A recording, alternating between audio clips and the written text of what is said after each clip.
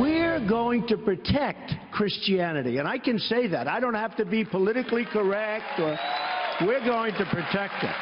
If you look what's going on throughout the world, you look at Syria, where if you're Christian, they're chopping off heads. You look at the different places, and Christianity, it's under siege. All right, that was Donald Trump speaking to students at Liberty University in Lynchburg earlier today. Now, Trump vowed to set aside political correctness and protect Christianity around the globe. Here with reaction, the president of Liberty University, Jerry Falwell, Jr. It wasn't quite an endorsement, but many people took it as almost one when you said, you know, you introduced him as one of the greatest visionaries of our time, and you've remained in close contact with him.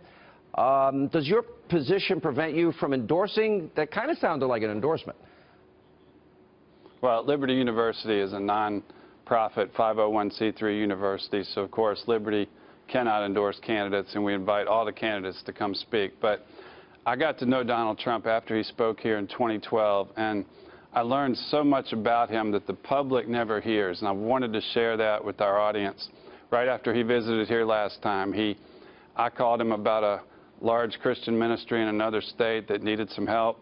I learned within a day or two he had donated $100,000 of his own money. He learned about Clyde Frazier, Jr., who ran the Harlem Hoops tournament in the inner city and was killed in the 9/11 attacks, and he searched down the family, and he donated the money to keep that tournament going. Example after example like that of just generosity that never made it into the public's eye.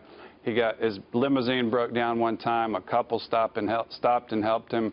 He paid off their mortgage a few days later. These are all things that you never hear about Donald Trump because he comes across as sort of a tough businessman. And it just reminded me so much of my father, because my father would make politically incorrect statements all those years, and in real life and in his personal relationships with people, he gave away so many scholarships to students at Liberty.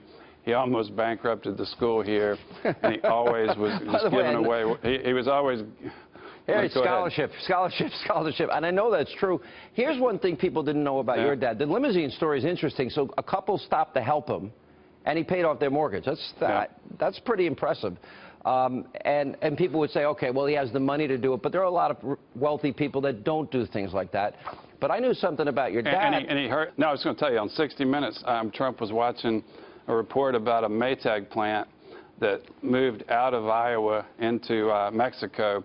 And the three companies in that report, he actually searched them out. They were about to go out of business because Maytag had left, and he found ways to buy products from those companies through his hotels to keep them in business. He gave them money to the local Domino's pizza restaurant so they could buy cheese and bread and keep their business in business. And those are just things I thought the world needed to know about Donald Trump, because the Bible says, by their fruits you shall know them.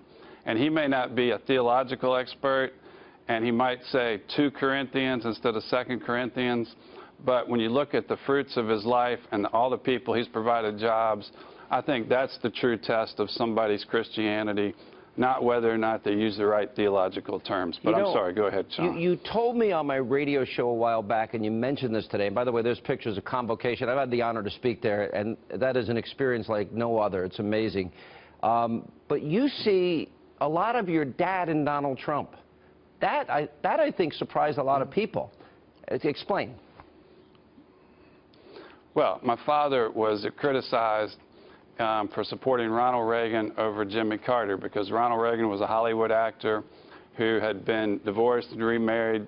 Jimmy Carter was a Sunday school teacher, and my father said, he said proudly that Jesus said, render unto Caesar, and that means be good citizens, be voting citizens. And he said, when I go in the voting booth, I'm not electing a Sunday school teacher or a theologian or somebody who agrees with my theological views. I'm voting for the person who is most qualified to be the president of the United States. And the qualities that are required to be the president are not always the same ones that make a good Sunday school teacher. Prime example of that is Jimmy Carter. He was a great Sunday school teacher, but look what he did to our country as president. And so those are the kind of things that remind me of my father and Trump. And I think just the personal generosity. I noticed at the debate in Charleston the other night, he was the only candidate who came down off the stage and greeted the crowd personally, posed for pictures. Everybody else was too important, too busy, too tired. And that's the kind of thing that, you know, we've been promised as evangelicals and conservatives. So many promises have been made to us by career politicians over the last few decades. You know, I told the crowd this morning, the polls seem to indicate the founding fathers believed that this country should be governed by citizen legislators. And I think the polls are starting to indicate that the American public want to see somebody who has succeeded in real life, not career politicians. And I think that's why he's surging. Does that mean he got a bigger crowd than I did at Convocation? Is that what you're telling me? An overflow crowd? Well, not too much bigger, but yeah, bigger. It was a little bigger, and we had thousands of employees watching around campus. It was full. There wasn't an empty seat, but I was there. But they loved you too, Sean. Yeah, the place was full both times. All right, Jerry Falwell, Jr., thank you for being with us. Appreciate it.